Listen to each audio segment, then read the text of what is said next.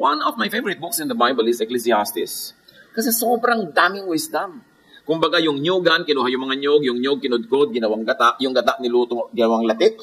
Yung Ecclesiastes parang latik ng karunungan. Ang daming pinaghugutan, ang daming pinagkuhanan na sobrang kapaki-pakinabang. Kahit ulit-ulitin natin ang pagbasa, hindi nagiging ulit-ulit lang ang lesson kasi nagbabago ang ating isip, nagmamature tayo, we begin to see other things we never saw before. Ecclesiastes 3:1, there is a right time for everything, and everything on earth will happen at the right time. Sa tamang panahon. Weather lang ang lahat. Panginoon, salamat po dahil may panahon para sa lahat. At dahil dito, ang hinihiling namin ay karunungan na mabasa ang sinasabi ng panahon at ang magawa namin ng nakatakdang dapat gawin sa panahon na yon. Kayo po, Panginoon, ang mangaral, kayo ang magturo. Give us peace. May you be our guide, our protector, and now our teacher. We seek you, Father, in the name of Jesus. Weather lang ang lahat. Sa pagbasa po natin ngayon ng Ecclesiastes, more than preach what it could mean in your life, I would like to ask you, think about what it means to you. Nandyan yung verses for all of us, pero kanya-kanya tayo ng reading. Anong kahulugan nito sa buhay ko? Ecclesiastes 2:1-2, sinabi ko sa aking sarili, at ito si King Solomon na pinakamarunong sa lahat, liban kay Jesus, ang nagsasalita. Halika, subukan mo kung ano ang kahulugan ng kaligayahan. Magpakasaya ka. Subalit ito man ay walang kabuluhan. Ang halakhak ay pinalagay kong kahangalan at ang kaligayahan ay walang kabuluhan. So ang unang itatanong mo, not good? Is it not good to be happy? Is it not good to seek fun? Pero introduction lang niya yun. Dramatic kasing magsalita. Itong si Solomon. Ibig sabihin, pag sinabi niyang walang kabuluhan, meaningless, vanity, it is not to be taken literally as 100% meaningless. Pero ang gusto lang niyang sabihin, napakalaki ng bayad para mo ito makuha, nagmumukha tuloy meaningless. Ecclesiastes 2:3, sa pagnanasa kong makamit ang karunungan, ipinasya kong magpakalasing sa alak. Sa loob-loob ko ito na ang pinakamainam na dapat gawin ng tao sa maikling panahong ilalagi niya sa mundong ito. Sa pag-iisip-isip ni Solomon, isang factor ang malinaw sa kanya. Maiksi ang buhay dito sa mundo. Compared doon sa kabilang buhay. Dapat hindi sayangin, hindi aksayahin ang naman sandali. Kasi Solomon ay sumubok ng maraming paraan para sulitin ang buhay. At isa sa kanyang sinubok, pagpapakarunong, at ngayon meron pa siyang sinubok, sabi niya, pagpapakalasing sa alak. In other words, he was looking at extremes. No? In his quest for meaning and purpose and happiness, sinubukan niya ang blood chemistry through and by the body. Sabi niyo, kung ako ba ay malasing, kung ako ba ay mawala ng masyadong mga inhibitions and control, what kinds of joys will I discover? At sinubukan din niya ang mental and intellectual route at avenue through and by the mind, by reason. Napakarami niyang pag-aaral, napakarami niyang pananaliksik. Tumatawag sa mga scholars from all over the world para ituro sa kanya yung alam niya. Kaya, sabi niya, saan kaya ang daan na maganda para mahanap ang kahulugan ng buhay at para sulitin ang buhay? So, sinubok niya magpakatalino at sinubok din niyang magpasarap sa pamamagitan ng alak. Ecclesiastes 2:4-8, nakagawa ako ng mga dakilang bagay. So, may isa pa siyang dinaanan na paraan para maghanap ng kahulugan. Nakapagtayo ako ng malalaking bahay at ginawa kong ubasan ang paligid nito. Gumawa ako para sa aking sarili ng mga hardin at liwasan. Tinamnan ko ito ng lahat ng uri ng punong kahoy na mapapakinabangan ang bunga. Humukay ako ng mga balon na pagkukuhanan ng pandilig sa mga pananim na ito. Bumili ako ng mga aliping babae at lalaki. Mga alipin ko'y nagkaanak na sa aking tahanan. Ang kawan ko'y ubod ng dami. Walang kasing dami kung ihahalin tulad sa kawan ng mga haring nauna sa akin. Nakaipon ako ng napakaraming pilak at ginto mula sa mga lupaing nasasakupan ko. So nakatatlo na nang sinusubok si Solomon ng paghahanap na kahulugan ng buhay. Paglalasing, pag-aaral, at ngayon, acquisition, work, activity, being fruitful, productive. At sa pagpapatuloy niya, Ecclesiastes 2:8, marami akong mga awit na babae at lalaki. Marami akong asawa at pawang magaganda. Wala nang hahanapin pa isang lalaki, lalo na kung tungkol din lang sa babae. Nung araw ito, hindi na to ngayon. Iba na yung malinaw. Alam niyo yung morality ng mga panahon na yan, nag-iiba-iba rin sa Bible. Yung hindi ko mo, yun ang tama nung panahon ni Abraham, tama pa yun nung panahon ni Jesus. Kaya nung panahon ni Moses, ang mga makasalanan, babatuin mo hanggang mamatay. Nung panahon ni Jesus, kinancel na niya yan. Hindi na niya ipinabato. So, huwag niyong gayahin ito. Okay. Ang gusto lang nating makita, sinubukan din niya yung music, arts, entertainment, beauty, pleasure. Kaya niyang gawin kasi hari siya. At matalino siya. Marami namang hari. Kahit hari, ang sinubukan lang maglasing Hindi sila nag-music, nag-arts, pero napaka-kompletong pagkatao nitong si Solomon. Ecclesiastes 2, 9-10, higit akong dinakila kaysa sino mang haring nauna sa akin. Taglay ko pa rin ang aking karunungan. Wala akong ginustong hindi ko nakuha. Ginawa ko ang lahat ng aking magustuhan. Nalulugod ako sa aking mga ginagawa. At iyon ang pinakagantimpala sa aking mga pinagpaguran. He tried everything. Naging great, naging sikat. Hindi naman lahat kasi ng king considered great eh. Pero siya, pati yun, sinubok niya. Kaya dapat tayong makinig sa kanya eh. Sabi niya, alam niyo, papunta pa lang kayo, pauwi na ako eh. Nakapagpabalik-balik na ako, so matutong na lang kayo sa karanasan ko to spare you from the mistakes I made in my life. Ecclesiastes 2:11, pagkatapos, inisip kong mabuti ang mga ginagawa ko at ang pagod na aking pinuhunan. Nakita ko ang lahat ay pawang walang kabuluhan. Tulad lang ito ng paghahabol sa hangin. So sa kabila ng mga nagawa niya and the extremes to which he went, sabi niya, there is nothing to gain. Ang totoo, nothing was added to life and nothing was added to the earth.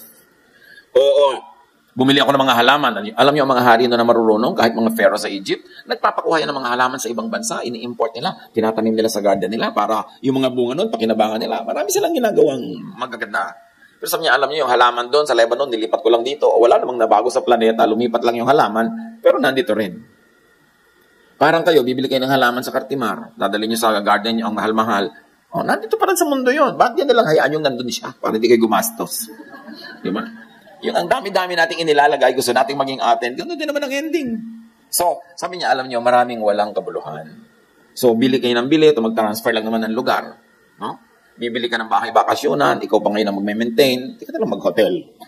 Total, pamisa-misa ka lang mag-bakasyon, ang nagpapasasa doon, yung bantay. Tapos yung bagyo ba, tawag ka ng tawag, o nasira ba ang bubong, nasira ba ang ganito, ganon. Ikaw gasta ng gasta, mas gaano karaming araw na nandun ka a year. In other words, sabi niya, alam niyo, maraming ginagawa ng tao na walang kabuluhan. Pero kung gusto niyo talaga magkaroon ng bahay bakasyon, at bahala kayo. Pero ang point, mag-isip-isip kayo, ito ba talaga ang pinakamakahulugan sa buhay? Ecclesiastes 2:12-21, naisip ko ang wakas ng isang hari, ay tulad din naman ng mga nauna sa kanya. So kahit greater siya than all the kings that sat before him on the throne, sabi niya, pare-pareho lang naman kaming mamamatay. Pare-pareho lang kami nang sasapitin. Tinimbang kong mabuti ang karunungan, ang kabaliwan, at kamangmangan. Napatunayan kong mas mabuti ang karunungan kaysa kamangmangan, tulad ng kabutihan ng liwanag kaysa kadiliman. Nalalaman ng marunong ang kanyang patutunguhan, ngunit hindi alam ng mangmang ang kanyang hahangganan. Ngunit napatid kong iisa lang ang hantungan ng lahat. So, alam ng marunong, more or less, kung siya pupunta. Yung mangmang, di siya alam. Pero sabi ni Solomon, pareho lang nang pupuntahan yan. Napagod pa ako kaaral. Yun talaga ang sinasabi niya. Sinabi ko sa aking sarili, ang sinapit ng mangmay, ay siya ko rin sasapitin. Ano nga ba ang napala mo sa labis na pagpapakarunong? At naisip kong ito man ay wala rin kabuluhan. Pagkat kung paano ang mangmang ay nalilimutan pagdating ng araw, ganon din ang lahat ng mamamatay, maging ang marunong man o ang mangmang. Kaya't kinamuhian ko ang buhay sapagkat pawang kahirapan lamang ang idinulot nito sa akin. Lahat nga ay walang kabuluhan at tulad lang ito ng paghahabol sa hangin. Wala na rin halaga sa akin ang lahat ng pinagpaguran ko sa mundong ito sapagkat ito'y maiiwan lamang sa susunod sa akin. Sabi niya, alam niyo, kahit gaano ko karunong, siya gaano ka mangmang, pareho lang kami mamamatay, kung minsan nga mas mahaba pa ang buhay niya. At mas malakas siya tumawa. Alam niyo daw yung mga bobo, mas malakas tumawa, kaya hinaan niyo ng konti. Hindi na, diba? Dahil matalino. So, ang point, sabi niya, pareho lang. Ang dami ko nang ginawa, halos tuloy kamuhian ko ang buhay kasi hindi ko pa rin nakita kung ano ba talaga ang worth na gawin sa buhay. Sabi niya ganoon. Ipon ako ng ipon, nagpayaman ako. Tapos mamamatay ako, mamanahin lang ng anak ko na mag-aasawa. At pag namatay ang anak ko, sa asawa na niya. At mag-aasawa ulit yung manugang ko ng ibang asawa naman na hindi ko ano-ano, sila na ngayon nanditira sa aking palasyo. Nag-iisip pa kayo ng ganyan, mga rich parents. Kaya mga bata, nagtataka ba ito ang lola ko mukhang pera? Kasi marurunong na ang matatanda, kitang-kita na nila na pag nagpakasal ka, na in love ka, magiging kahati mo na yan sa mamanahin mo sa kanila. Kaya nag-aalala sila na baka mamaya, mapagsamantalahan ka, baka mamaya, 1, 2, 3 ka lang. Kaya mas wise yung matatanda. Nag-iisip sila at marami silang kinoconsider pag nag-iisip. Kasi pinapayaman ng karanasan yung kanilang pananaw. Pero sabi niya, ibibigay ko lang to sa lahat ng susunod sa akin. So tama ba yun? Tama bang ubusin ko ang pagod ko sa buong buhay para ipamana ko sa anak ko na wala na siyang pagod, minana na lang niya, i-enjoy na lang niya, at pag ipinamana na niya sa magiging apo ko, ibebenta na ng mga apo. Di ba yun ang general rule? First generation works hard, second generation enjoys, third generation sells. So sabi niya, parang sayang naman ang pagod ko, ba't ko gagawin? At sabi niya, at sino ang nakatitiya kung siya'y marunong umangmang? Yun daw pamamanahan niya. Gayunman, siya pa rin na magmamana ng lahat ng mga pinagpaguran ko at ginamitan ng karunungan sa mundong ito. Kaya mag-isip-isip yung mga taong mag-asawang puro sakripisyo, naubos na ang buhay nyo kasi sa sakripisyo para lumuho ang buhay ng anak. Pagkatapos, anong gagawin ng anak nyo doon? Anong gagawin ng apo nyo? Dapat nagtitira kayo sa sarili. Dapat yung buhay nyo, buhayin ninyo at bigyan nyo ng buhay at isabuhay. Kasi yan lang ang buhay nyo. Kaya kailangan, bagamat, sabi nga ni Solomon, sinubukan ko lahat, nagpakatalino ako, nagpundar ako, nagtrabaho ako, pero dapat may balance. Kasi, yung buhay mo, yun lang ang buhay mo. Kailangan, hindi ka malugi. Kahit sino pa yung mahal mo at gano'n pa siya kamahal, pero ikaw, mahalin mo rin yung buhay mo, dapat hindi ka lugi. Marami mga magulang na sobrang naghira para mapagpaaral yung anak, at nung nakapag-aral at nakapag-asawa, nalimot na si magulang. Tapos si magulang, magsisiman, huli na kasi may edad na sila, hindi nila mauulit. Kanya, dapat pala nagtabi ko kahit konti para sa sarili ko. Dapat pala nag-enjoy ako noon kahit paano. Hindi puro sakripisyo ang ginawa ko sa aking buhay. Yan ang matututunan kay Solomon. Kung gusto niyong matutunan. Yan sabi ko, kanya-kanyang application yan eh.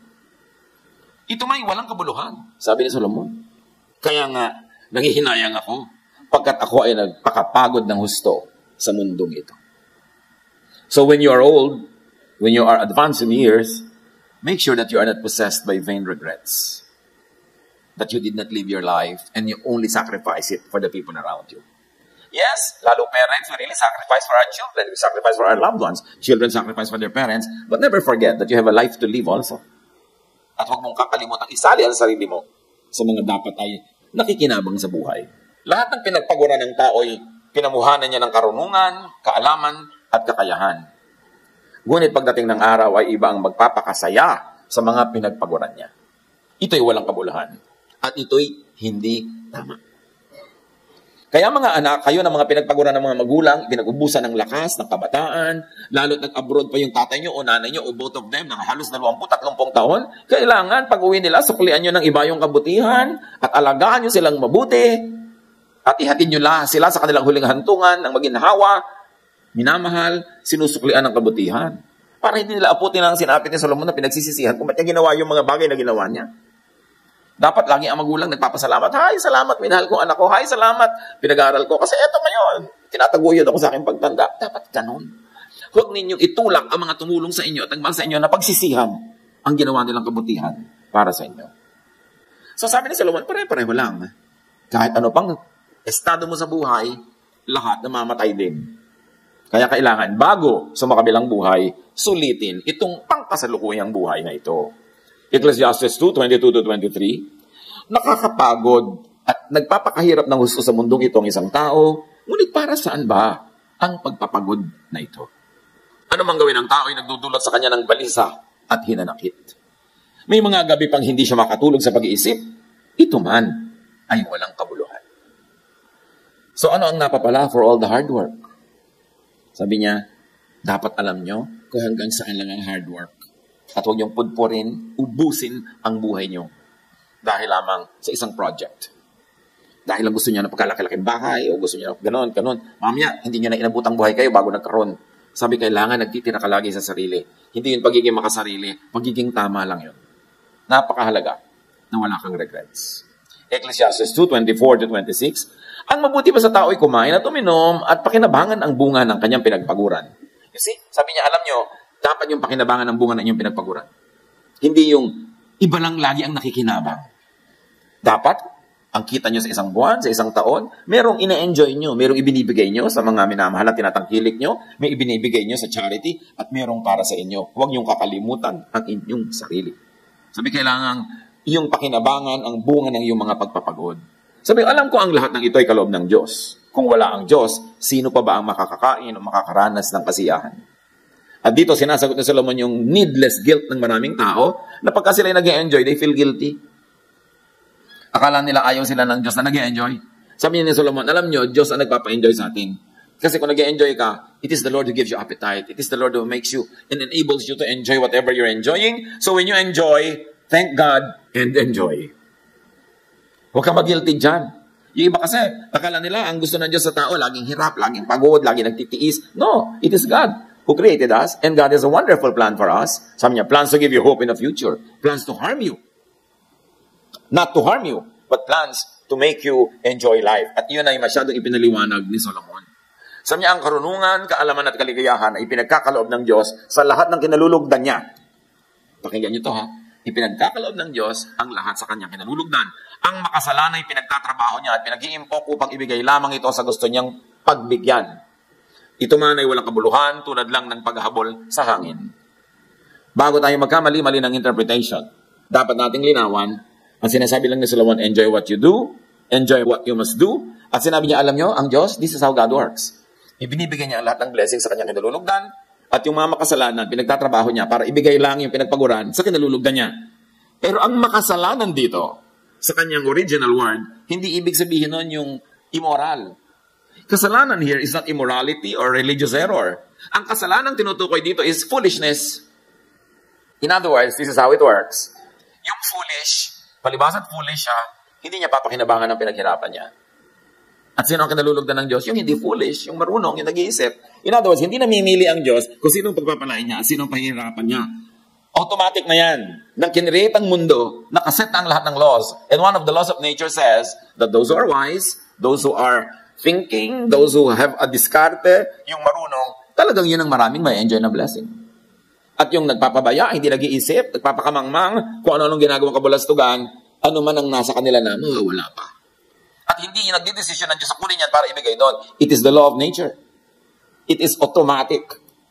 Hindi yan manual. God does not have to choose kung sino i-favor niya. Ang ibig sabihin lang ng favor ng God, if you are living life the way God designed it to be lived, then you are walking in a favored avenue. Automatic yun. Hindi ka pipiliin ng Diyos. Ikaw ang pumipili doon kung saan ka maglalakad. So, stand in the path of blessings. Kung saan dumadaan yung batis, doon ka itanimang yung puno ang yung mga ugat para hindi ka matuyo. You are like a tree planted by streams of water. So you see, because the tree is in the right place, the tree will blossom and the tree will always be fruitful. God does not decide this tree will blossom. No, yung tree being there, following natural law na may source of water, will blossom. So dapat tayong mga tao, para mga puno, ilagay nyo ang inyong sarili kung saan kayo mamumulaklak, mamumukadkad, mamumunga, hahalimuyak, at lalago. Makahalata kayo na ang kinakalagyan nyo sa buhay ay hindi pala kayo dapat nandun. So, bakit po ako laging luoy? Bakit wala akong kabunga-bunga? Bakit nabobonsai po ako? Lahat ng mga katabi ko naglakihan na, bonsai pa ako. Siguro wala ka sa tamang lugar. Yung design sa'yo ng Diyos, cactus ka, tapos nandiyan ka sa tubigan, ito, malulusaw ka talaga. O kaya ikaw ay water lily, tapos nandiyan ka sa desert, edi maluluoy ka. Ilagay mo ang sarili mo sa tama at nandun ang path of blessing. God does not decide to bless you or not to bless you. You position yourself correctly. So, titingnan nyo mga kapatid, ano ba ang natural talent na ibinigay sa akin ng Diyos? Yung magbibilang ka lang ng 12, kukunin mo pa lahat ng daliri mo at daliri ng katabi mo, please lang huwag kang maging accountant. Kasi hindi ka doon mabibless. Tingnan mo ang sarili mo. Ano ka? Ibagay mo sa ginagawa mo sa buhay at uunlad ka doon. Dapat nandun, hindi yung gagayahin mo yung kapwa mo, iba naman siya, iba yung gift niya. Tumama ng lugar at magiging tama ang buhay. At sabi niya, alam niyo, ang lahat may panahon eh. Ecclesiastes 3:1-8, ang lahat sa mundong ito ay may kanya-kanyang panahon. May kanya-kanyang oras. So bukod sa pagiging nasa tama kang lugar, dapat nasa tama ka ring oras. Yung kasalanan na pinag-uusapan natin kanina means not immorality, not religious mistake, but missing the point in life. Na-miss mo yung point. Na-miss mo kung sino ka, ano ka. Nasa maling lugar ka. So yun ang kasalanan doon. Kaya sa Laguna, sa Cavite, sa Quezon, tinatawag yan na sala. Nag-shoot ka sa basketball, hindi nag-shoot, sabi niya, ay sala. Ibig sabihin, hindi swak. Di ba? Yung hindi tugma. So yun lang ang ibig sabihin ng kasalanan. Wala ka sa tamang lugar. Hindi ibig sabihin nun lagi masama ka o immoral ka. At yun tinatawag na makasalanan ka kaya hindi ka na-bless. Dahil hindi ka swak sa kinakalagyan mo. Automatically, mamimiss mo ang blessing. So kasalanan in this sense is being clueless about what works and what doesn't. Yung, alam mo yung opportunity, pag tinake mo yan, magiging very prosperous ka. Pero hindi mo kilala kalin ang opportunity, alin yung danger, Yun ang kasalanan. Sala ka. Hindi ka tugma. Hindi ka bullseye sa ginagawa mo. Hindi ka nakasentro. That's why it will never work. People who miss the point just become gatherers and carriers. People who get the point receive the gifts. Kaya itama ang sarili. At sabi nga sa Ecclesiastes 3:1-8, ang lahat sa mundong ito ay may kanya-kanyang panahon. May kanya-kanyang oras. Mayroong panahon ng pagsilang at panahon ng pagkamatay. Ng pagtatanim at ng pagbunot ng tanim. Ng pagpatay at ng pagpapagaling. So, huwag po tayong pumatay. May eczema ka nga no? Meron kang fungi dyan sa balat mo, patayin mo para mabuhay ka. Di ba? Alam pati fungi, alagaan mo pa. Panahon ng paggiba at ng pagtatayo. Ng pagluha at ng pagtawa. Ng pagluluksa at panahon ng pagdiriwang. Ng pagkakalat ng mga bato at pagtitipon nito. Ng pagyayakap at paglalayo. Ng paghahanap at ng pagkawala nun. May panahon ng pag-iingat sa isang bagay at ng pagtatapon. Ng pagpunit at ng pagtahi. Ng pagtahimik at ng pagsasalita. Ng pagmamahal at pagkapuot. Ng digmaan at ng kapayapaan. So you see, lahat ng binabanggit ni Solomon, extremes. Pero yung mga extremes na yun, hindi siya masama o mabuti by itself. Sabi ni Solomon, nasa timing. Nasa timing. May timing na tama magalit. O hindi po ba, Christian tayo, hindi tayo nagagalit. May panahon na maling hindi magalit. May panahon na dapat nagmamahal ka. May panahon ng lahat ng extremes. So ang nagpapatama dito, ang nagbibigay sa kanya ng rightness or wrongness is not the act, is not the thought, but the timing. Dapat nasa tamang panahon. Kaya may tamang panahon talaga ng paghimas ng anak, mayroon naman ng pagsampiga. May tama talagang pagbibigay, mayroon naman hindi pagbibigay. At lahat ng pagkakamali natin, mostly hindi sa ginagawa, sa timing. Pag tama ang timing, maluwag, it flows, it just happens. Pati yung pagsalungat mo sa iyong asawa, nasa timing yan. Yung uuwi siya, pagod na pagod, gutom pa. Nananalungat ka na, alam mo na mangyayari. Pero patulugin mo muna siya. Diba? Bukas na, mga alas 5, pag nagising siya. Tsaka ka na sumalungat. Siguradong aayon na siya sa'yo. Diba? Kasi maganda yung timing mo. Nasa timing ang lahat. Kailangan, sabi ni Solomon, matuto kayo niyan. Meaning and meaningfulness, happiness is in being timely. Tulad ng, oras ng eskwela, nasa mall ka, wrong timing ka nun, hindi ka mabe-bless. Yun ang kasalanan, nagkasala ka. Wala ka sa point. You missed the point. You should be in school. Tapos ngayon, nasipa ka, hindi ka gumraduate, naiwan ka ng buhay. Tapos sabi, saan ako nagkamali? Mali ang timing mo kung kailan ka nagmamall. Dapat nagmamall lang ang mga bata pag February 29.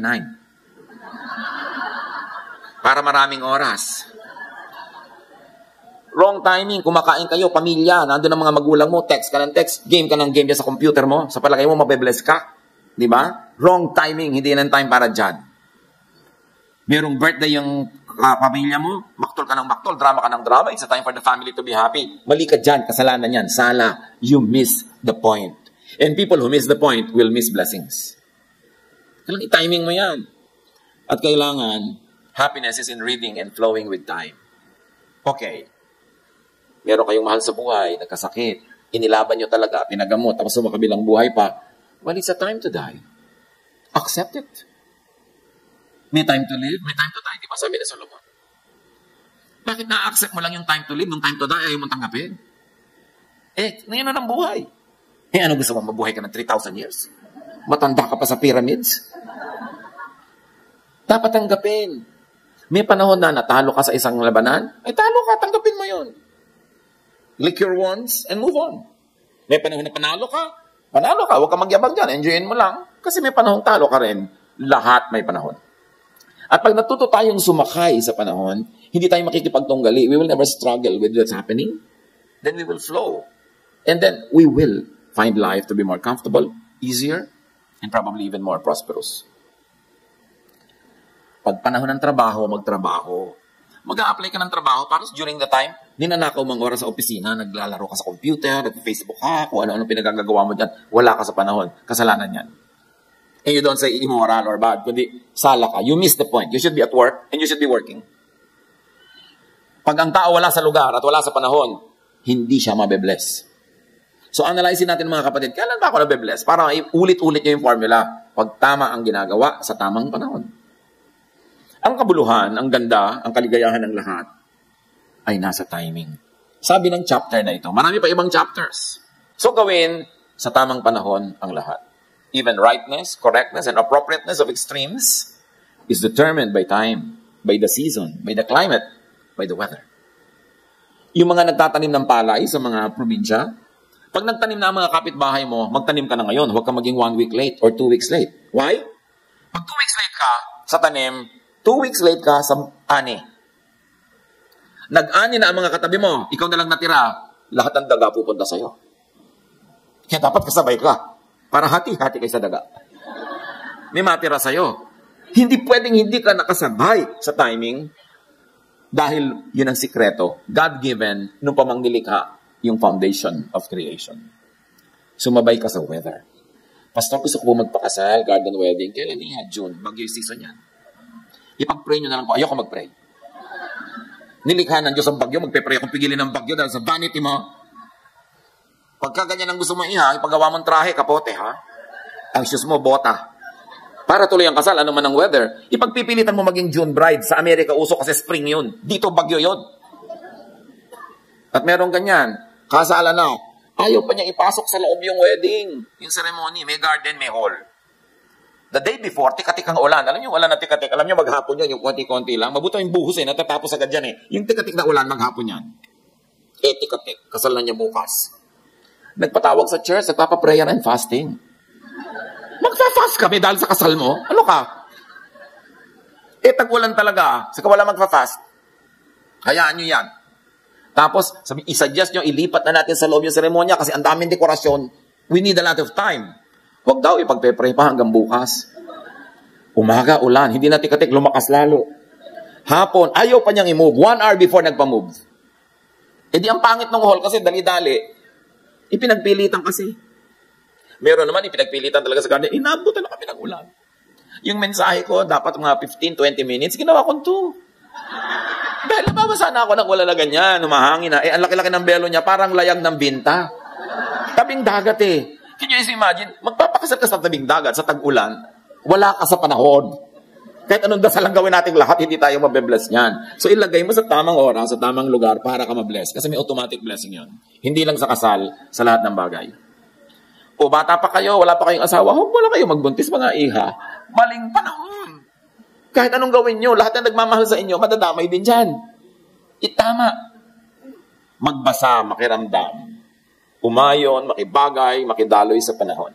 Sa itinakda, sa hinihingi ng panahon.